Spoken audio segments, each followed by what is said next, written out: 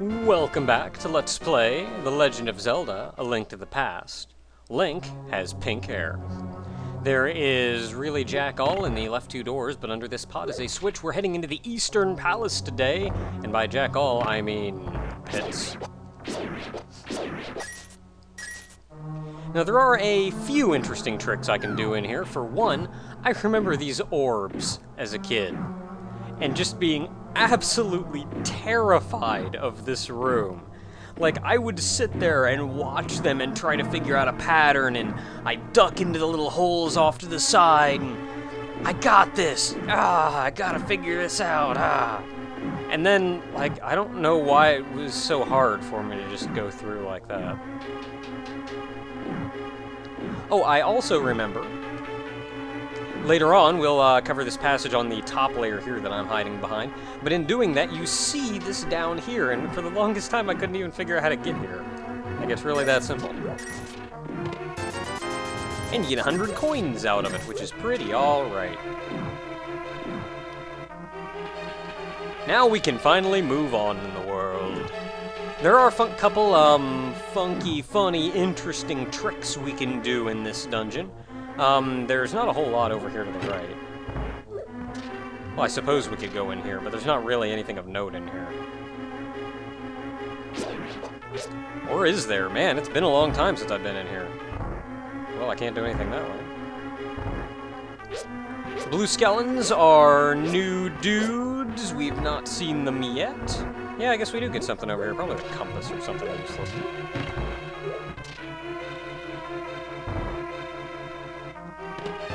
The map! Okay, well that's sort of useful.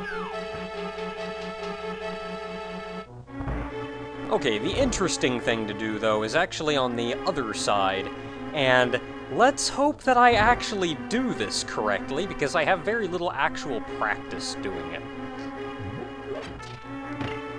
But in this room... No, not this room, the other room. Away! I don't care if I kill you, just get out of the way. Okay, in this room...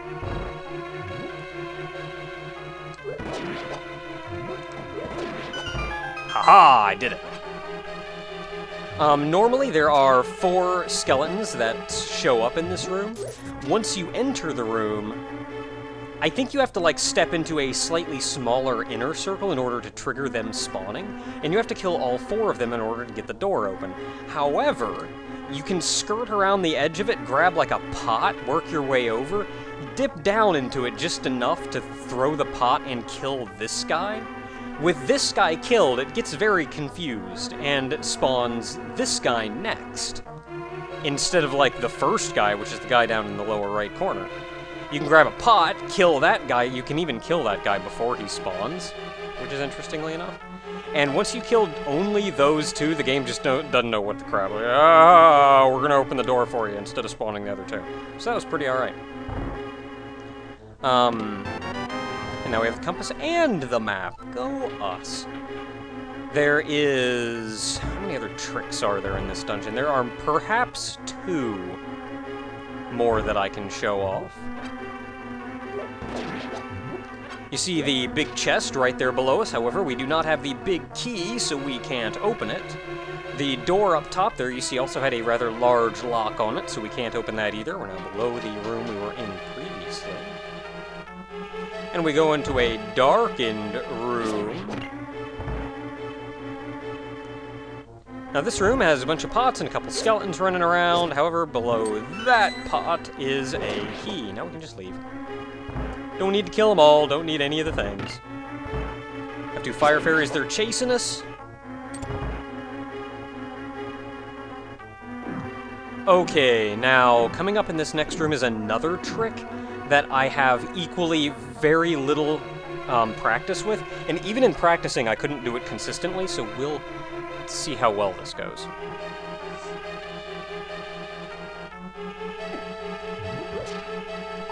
Got it! I got hit way more there than you really need to, but I pulled it off.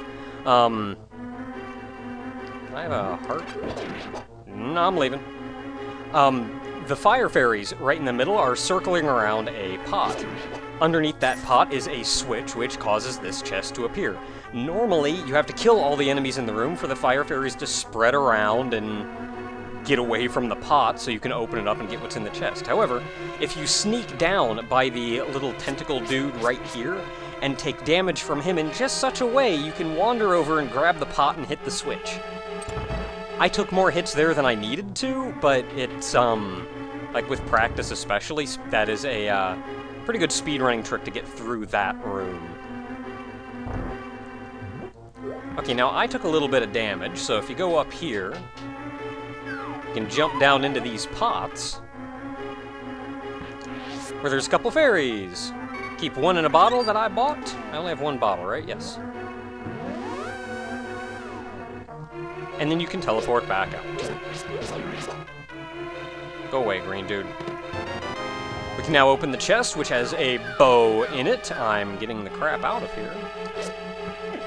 Yeah. Ah, crap, you go upstairs. With the big key, we can now open up the,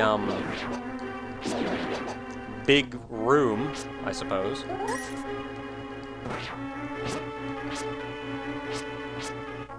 Okay, these guys take a beating to kill.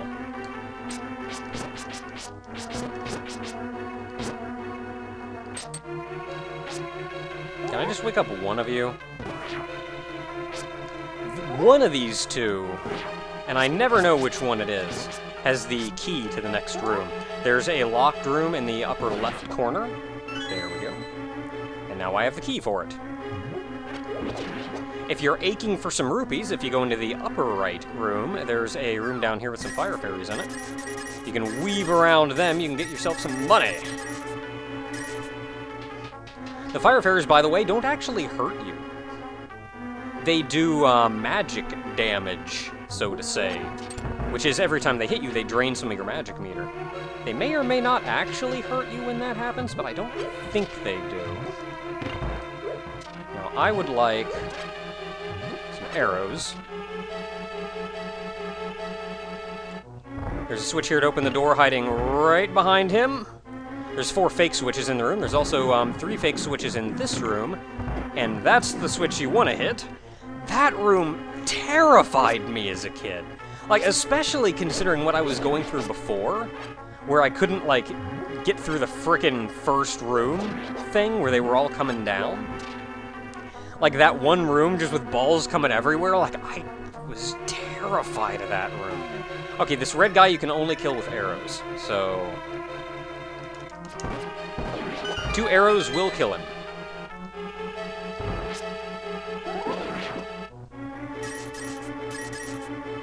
You can never wake up just one of these guys. Yeah! I managed to kill both of them in one... No! Well, I guess we're fighting them this way. You can quick kill this boss, by the way. And I've failed quick killing him.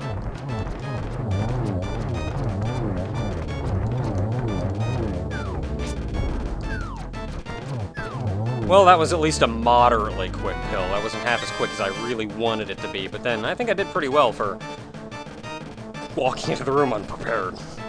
If you hide in the upper right corner, the dude who's right here will hop up and move this way. You're in the upper right corner because when he moves, he will hurt you.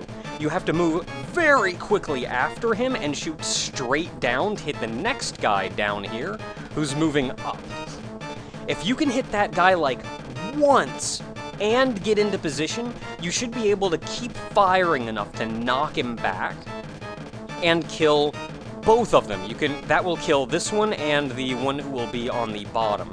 With both of them dead, you can turn to the left and the rest of them will just come right to you. And with that, the Pendant of Courage is ours.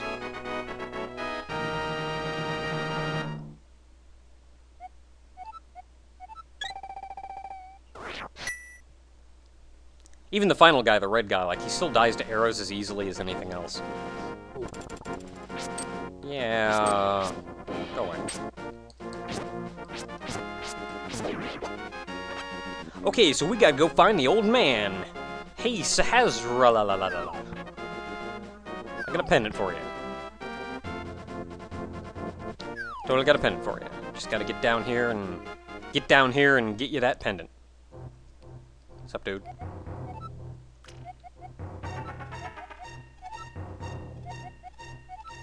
The Knights of Hyrule, of course, given the Pendant of Courage, because it said it's actually, a theory is that Link, in Ocarina of Time, was actually a descendant of one of the Knights of Hyrule at the time. And that would explain why his mother got caught up in the warfare that caused her to drop Link off in the forest. So it's not known for certain, there's no actual, like, hard information on that, but that is a theory, and it would explain that. So it's, in that turn, even in Ocarina of Time, Link perhaps was a descendant of the Knights of Hyrule, and the Knights then were given the Pendant of Courage, which was kind of Link's Triforce-y thing. So Link's going to show up in the heritage of the Duders. Now, this one right here, you'll occasionally see cracks in the wall. This one has a large circle around it, and that means you can ram into it. You don't have to waste a bomb on it. And coming back here is our first place to get bombs. Yeah, and a little bit of money. And now that we have both bombs and the Pegasus boots, oh, what fun we can have. See, the Pegasus boots will actually let us go into the next dungeon. There is a trick to fast walk with the Pegasus boots. It uses the stairs. I don't know the trick off the top of my head, and it may actually require Japanese version 1.0 of the game. So I don't actually know for certain if I could do it in the first place.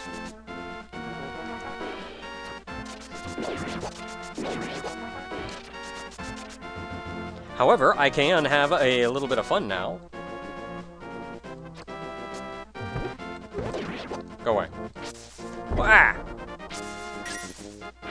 There's occasionally bombs under bushes and, like, jerk move, man! That guy electrocutes you if you stab him, so don't.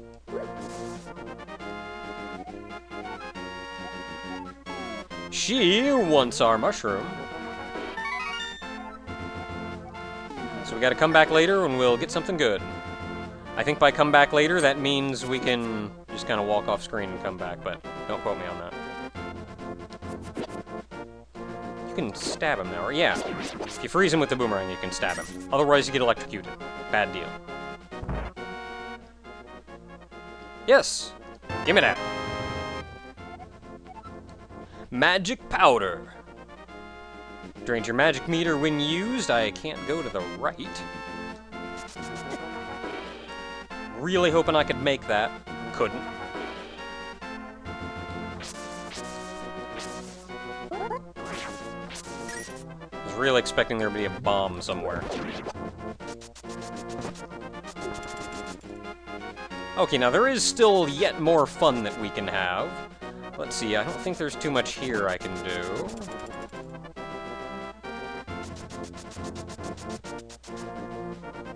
I can go up here now. Because similarly, this batch of small rocks can be dashed into and broken. Anytime you see a batch of small rocks like that, the same will happen. Man, piece of heart.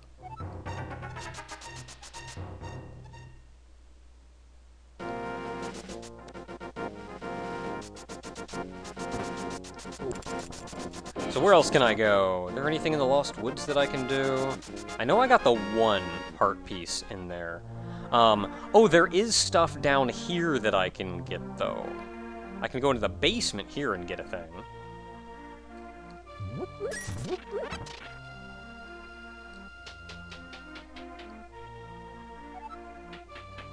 Now that I have bombs...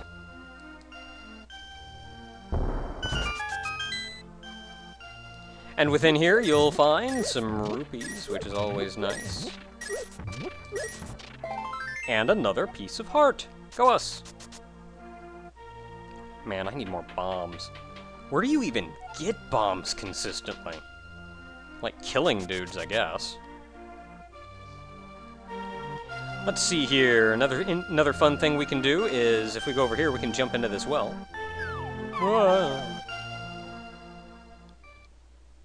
You can lay a bomb right there. I have so much money. I'm gonna be using a lot of that. Oh yeah, more bombs! And up here, another piece of heart awaits. At least I think it's a piece of heart. Yes! Yeah! Getting them heart pieces.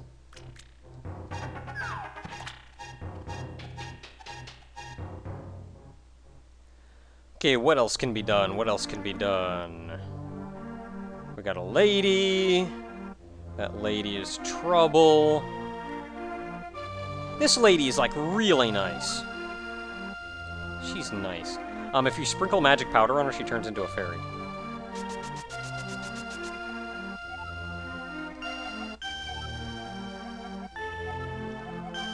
You'd think for, like, actually getting a neat, like, trick or a line from that guy, you'd get something better, but no, you can just kind of ram into things. Let's see here. Over here, I cannot do anything.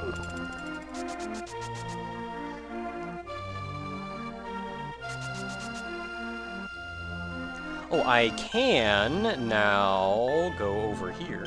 First of all, I do need, this is necessary, to go in here, because if you ram the bookshelf, you can knock a book off the top of it. The Book of Medora, which is necessary in order to enter the second dungeon. Like, there's not a whole lot of fun I can have with these first 3 dungeons. Just because there's so much in the way of... Like, you have to get the boots from Sahasrahla in order to go anywhere. Now, if you bomb that, these brothers are, like, fighting each other, by the way, so now that you blew a hole in the wall, they'll go, I guess I gotta make up or something.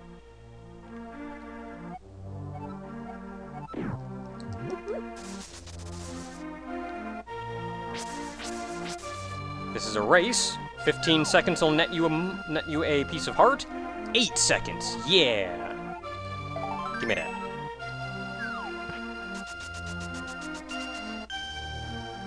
And... is there anything else I can really do?